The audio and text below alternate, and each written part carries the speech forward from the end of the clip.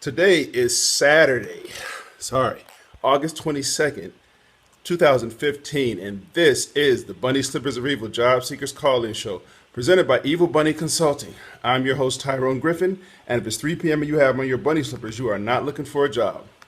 Welcome, first-time and returning listeners. In this show, we discuss strategies and tactics of job search, staying motivated and dealing with career transition. For more tips, resources, daily motivations, and to listen to archive shows, go to our website, bunnyslippersofevil.com. There you will also find links to our Facebook page, our Twitter handle, excuse me, lost my breath for a second there, and our YouTube channel. If you are listening live and you want to call in with a question, the number is 347-202-0929. Again, that number is 347-202-0929. And now a word from our sponsors. Evil Bunny Consulting is the alternative to expensive outplacement. They give company-sponsored job seeker workshops as well as the one-on-one job seeker bootcamp. For more information, go to www.bunnyslippersofevil.com.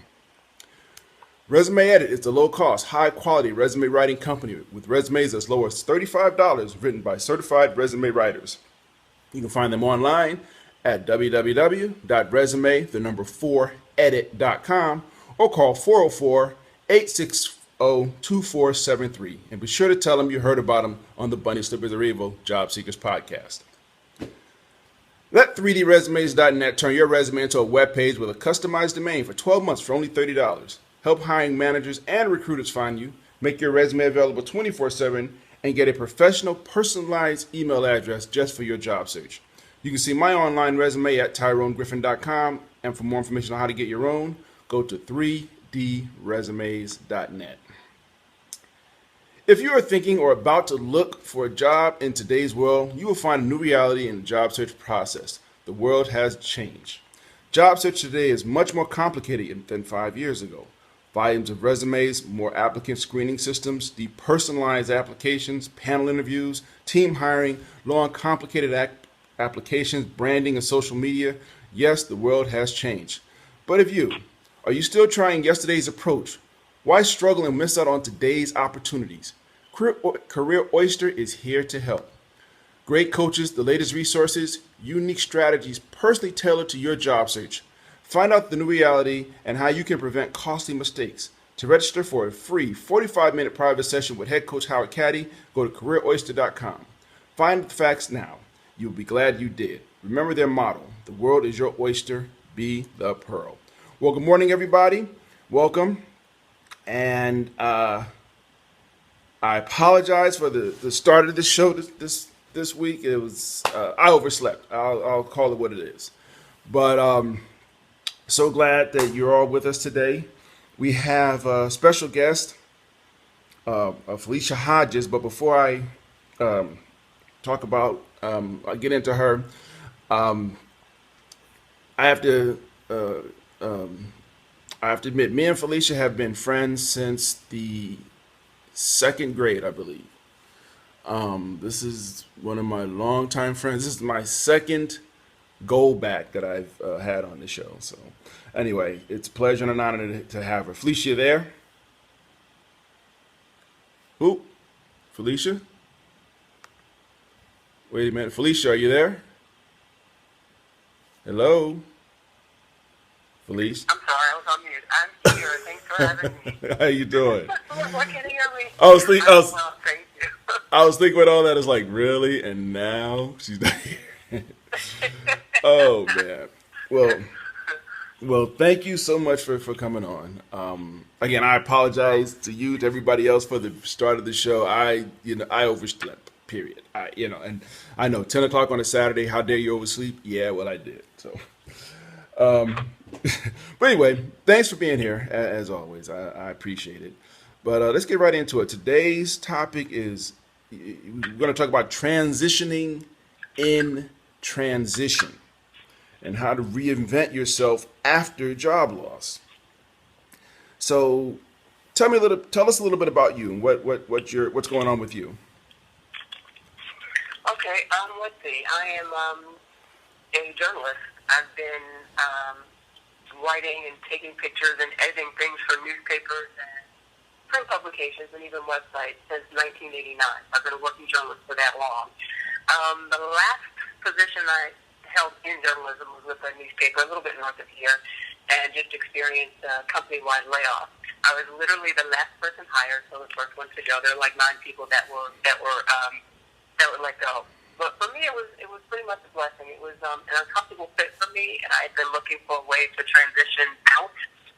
But birds in the hand is worth more than one in the bush. So my plan was to find something that was a better fit, whether it was in journalism or not, and then go from there. Well, the layoff act came before that I could really kind of get into that, but had kind of started the process. So it was shocking, but definitely a blessing. And I know that sounds very strange, but it was time for me to go from there.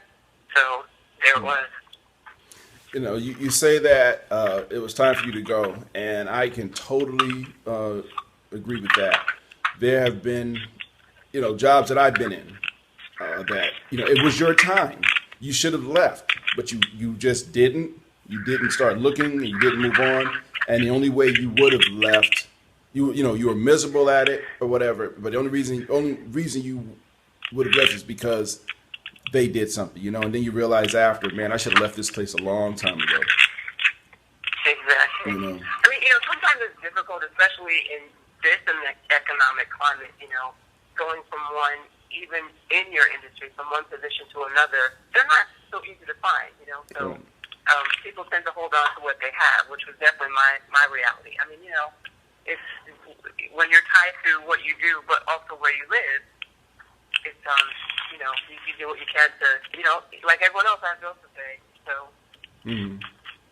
Well, it's funny you said about, you tend to stay, even if you're miserable. And I read years ago, I remember reading an article I think it was during the 2000 recession, where they said once the economy gets back on track, the thing that you always see is people start jumping jobs, all over the place, and you realize that a lot of people were miserable on their jobs, but like you said, they had a job, so they just kept it.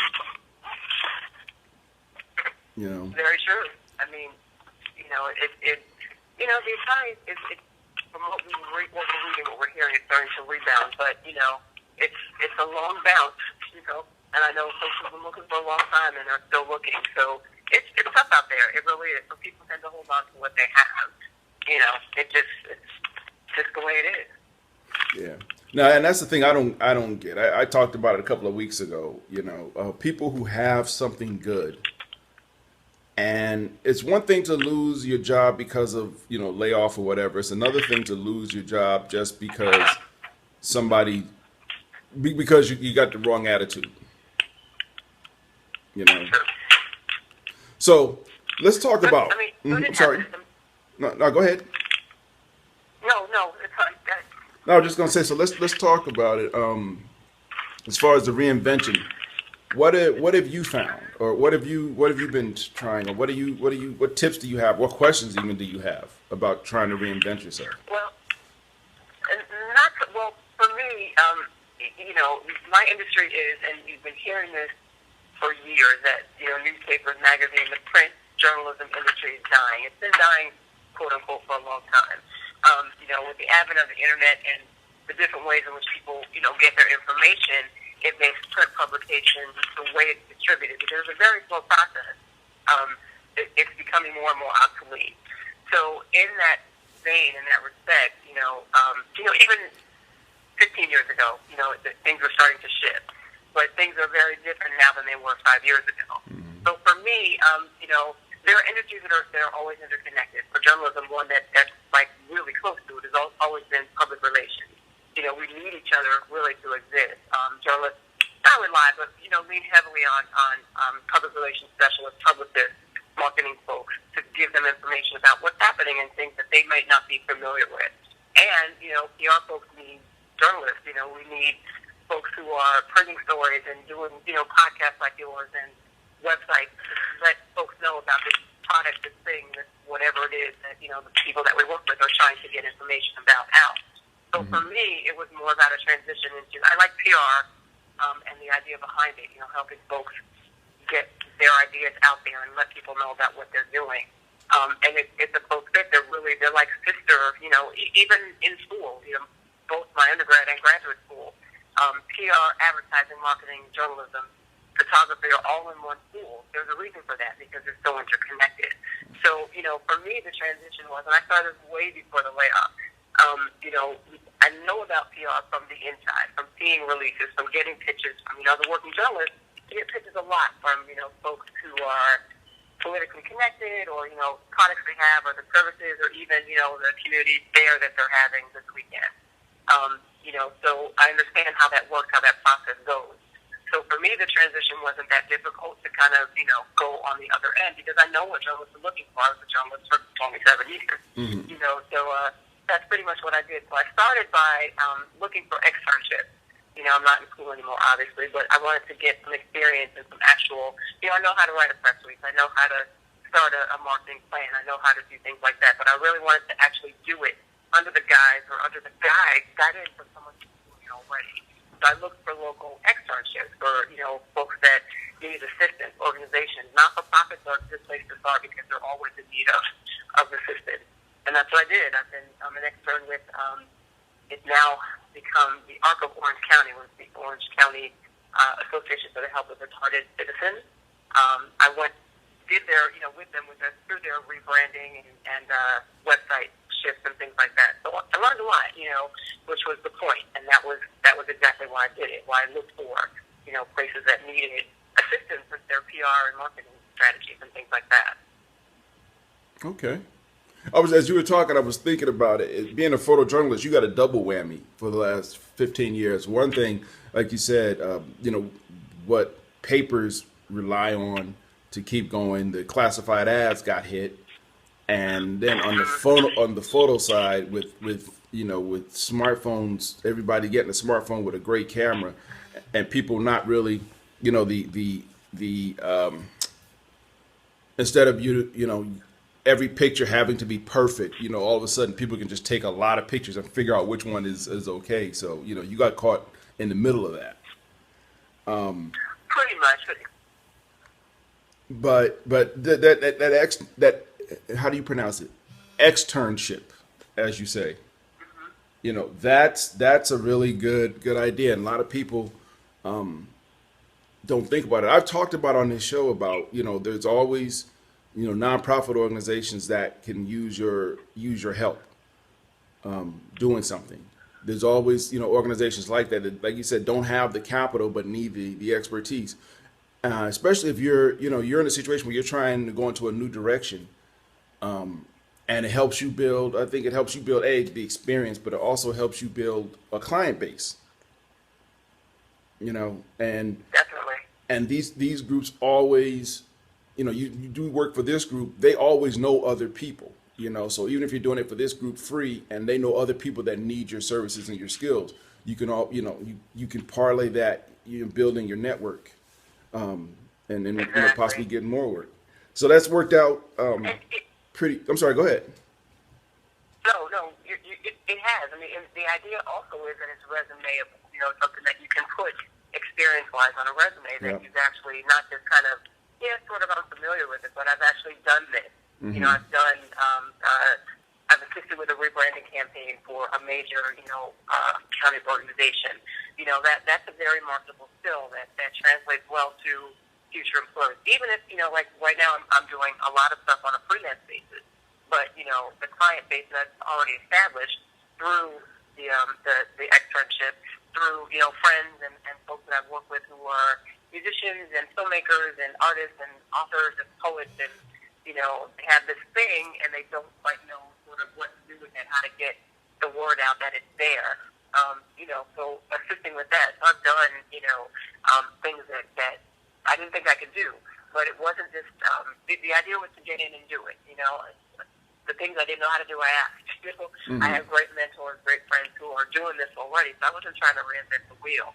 But the idea was I saw that where I wasn't working for me, not even so much the publication I was with, but the journalism itself. Because of the changes that it's going through, What's going on really is because of the dichotomy that is the print publication and the online publication. A lot of newspapers, a lot of magazines even have this kind of dual personality. So, as the print publication's dying, because really, when you buy a newspaper, you have to buy it, you have to thumb through it, you have to dispose of it when you're finished. Hopefully you're recycling it or whatever. But it's a major hassle. And when you get it, the news is already dated.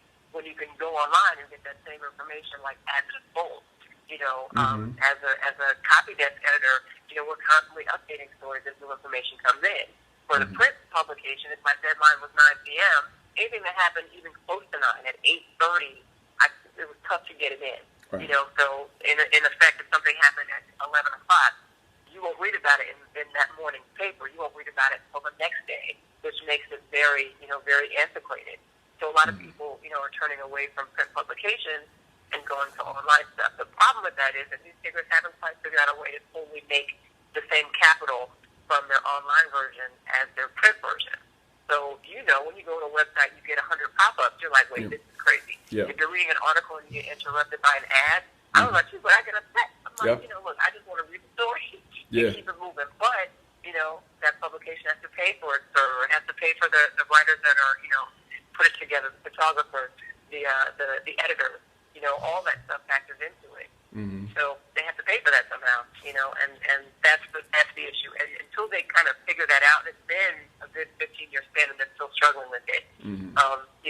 It makes for a tough balance. So to that end, the emphasis is more on breaking news. They want to be first to get it out and up, and sometimes not so much quality lacks, but good news doesn't find its way there. You know what I mean? You get the accidents, the fires, the murders, the drug busts. There's more happening. Mm-hmm. That's not always what makes it to a newspaper's website, because that's not, you can really, people think I can read about that later, but I want to know about that accident on the freeway, or, the drug bust that was, a county over.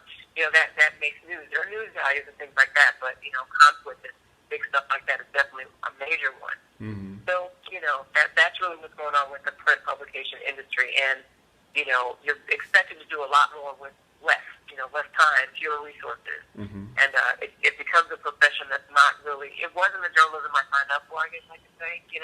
It wasn't what, what I envisioned when I wanted to be a journalist, and I sat down and decided to go back even for a second degree. Mm-hmm. It's changed a bit. It's become something I wasn't comfortable doing anymore.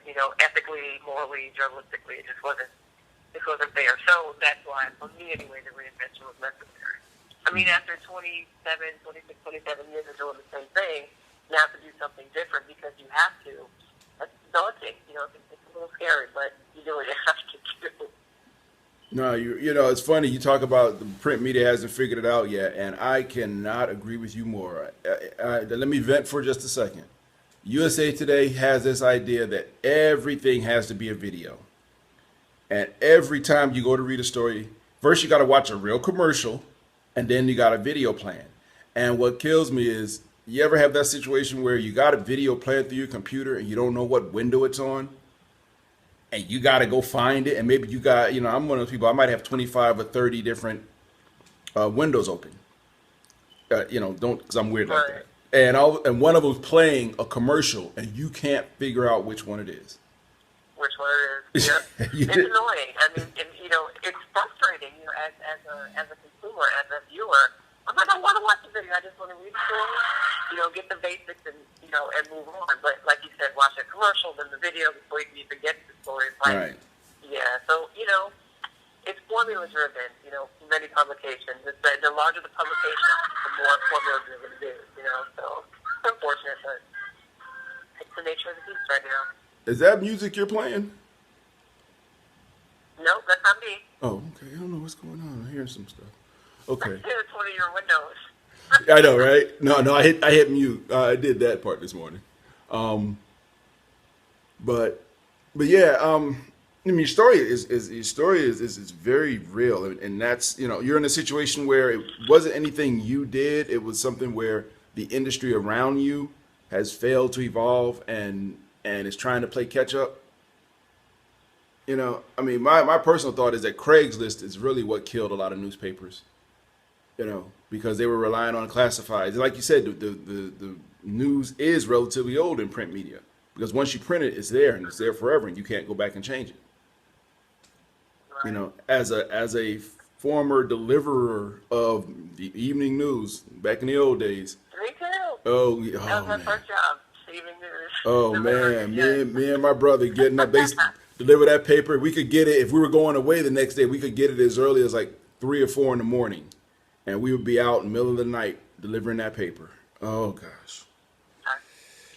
I feel you, but I didn't have a brother at least then, so it's like I was doing it by myself. I totally get it. But yeah, Oh, it was, oh, oh. and think about that. That was our parents' generation. So folks that those folks who grew up reading a newspaper in the morning or an evening paper, Right. they're dying out. I hate to say it, but their numbers are getting smaller, which means newspapers, print publications, daily ones especially, their readership is starting to dwindle.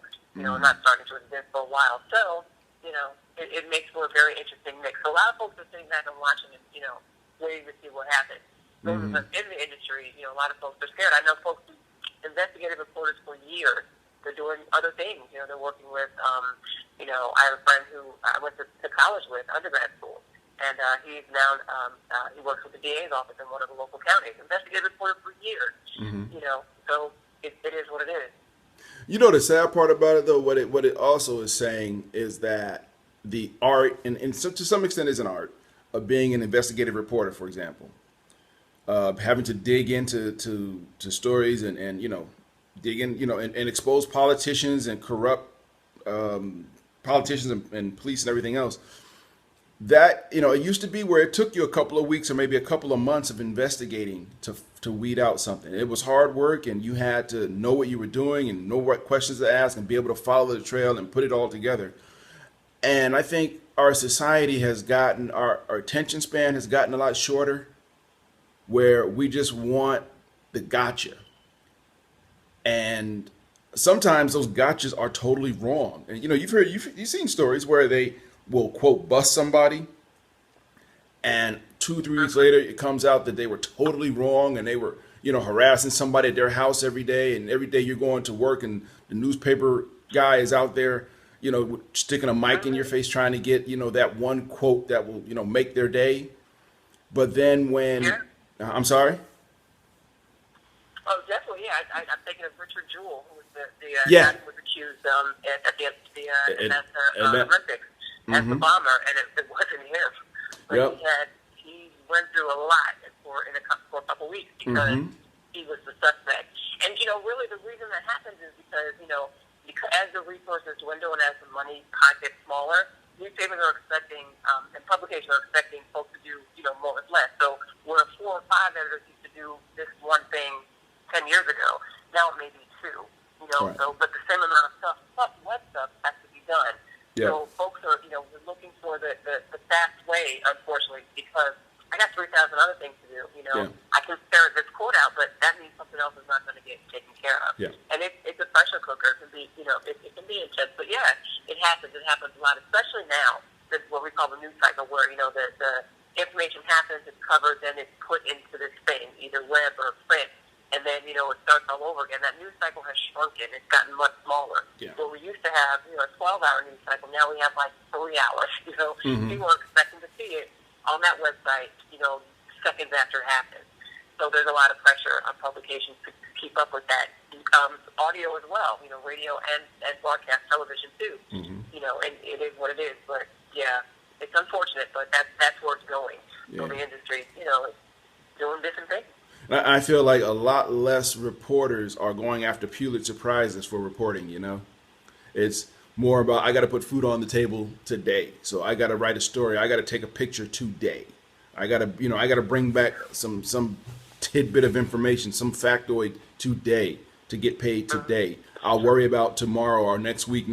But right now I need to, even if this story proves to be false, it's enough of a headline where if I can sell this story, I can get $1,000 or whatever. You know what I'm saying? Well, I agree in some respects. I think that comes more from the management. Yeah. I don't think there aren't any reporters, any ethical ones anyway, that are going out and purposely trying to just let me cover something. They're really. I mean, I've worked with may work hours and hours of overtime, that they don't even get any recognition or acknowledgement for, to cover it and cover it right. Nobody wants to make a mistake in a story that they've written. You want to make sure that if you're dealing with people's lives, so if you're talking about a corruption case or an arrest or a child molestation situation, even, something even more banal like, embezzlement or something like that, you want to make sure that you have the details and the facts right. So people are earnestly out there trying to get the information. The problem is the time crunch. So sometimes we can't always ferret out everything. So there might be a part 2 to it or part 26, as, the information is kind of being uncovered. But, it's just the nature of the beast. But when that beast, changes, you have to kind of change with it or be prepared to step away and do something different. And I think a lot of folks are afraid to do that, something different. Like you said, you want to put food on the table. You have bills to pay. You've got things that you need to accomplish. If you've got a mortgage and a child or, a community that you live in that you're connected to, you got bills. You got something you have to take care of on a regular. So, the idea of changing industries to do that is not, it's scary. It's difficult. But, it's doable. I guess that's the point, that it can be done with a little research and some time and some effort. I mean, it's a grind. It really is. Uncovering clients is not easy. Convincing them that they need your service. I'm now as much of a salesperson as I was when I published a magazine. I was doing ad sales and my own publication. So, I'm selling my services now as much as I was then. It's the same idea. But, that I guess the point is that people can't be afraid to reinvent. It's not easy. Right. It's not, it's daunting sometimes, but it can be done. It's totally doable. Even in, this economic thickness. You're right. You're right. Your point is very well taken. I think I was thinking more of, I've seen stories where, especially with photographers, where they will see a celebrity and they'll say something really disgusting just to get a reaction so they can get a shot. But anyway, let me say this. We got about 2 minutes left, and I want to give you the last 2 minutes to talk about what you're doing and if there's anything that you want to get, any word you want to get out. So let's talk about you for a minute. Okay. Well, my company's called Tiger Lily Communications, and I've had the company for about 10 years now. Originally, it was a communications umbrella, and that underneath it was a publication that I purchased called Tri-County Woman Magazine. It was a publication that was around for about 7 years. When the economy dipped in 2008, it went under. So I kept the company name, and now I'm really doing publicity and PR, mostly for creators, folks who are artists, filmmakers, musicians, folks who, have a creative avenue but don't really, they need help getting the word out about the great book that they've written or, their latest CD or whatever. So, the point is getting, using social media a bit, but even traditional print media with press releases and using more video and things like that. 90 seconds. About this work. There are a lot of creative folks who have these amazing things, these books, these, whatever it is they do. But they're sitting on the trunk of their car or lining a shelf in the garage because they don't know how to market it, how to get it out there. So that's what I do. I help people, get their products out and about. Okay. And Tiger Lily Communications, I will definitely make sure that in the show notes, both for the audio and video version of this podcast, that I have your contact information. 60 seconds. Excuse. Okay. Ignore that. TigerLilyCommunications.com. Ignore that an announcement. That's what I usually hear in my ear, but when I'm on speaker, everybody hears it. But it's TigerLilyCommunications.com, right? Yes, it is. Yep, that's correct. Yeah, I will. Contact me directly from there. Okay. What I'm going to do is right after we get off here in about 30 seconds, I'm going to give you a call, and we'll make sure I get all the information from you, and I'll post it up. Okay. We had a couple of callers, but I don't know if they were they're the same area code as you, so I suspected probably some of your friends were calling in to listen, and I apologize I didn't get the chance to click on them. And I appreciate that. I truly do. I talked too much. No, but I'm glad that, no, I mean, this is how it is. Whenever I have a guest, it's the guest first. And for everybody who did call in, if you did call in with questions, I apologize for not getting to you. Please feel free to call next week, and I can answer all your questions. But anyway, Felicia, thank you so much. It has been a pleasure being your friend for these 40 years. And we will talk soon, okay? Sounds good. Thank you so much for having me. I enjoyed it. All righty. Bye-bye.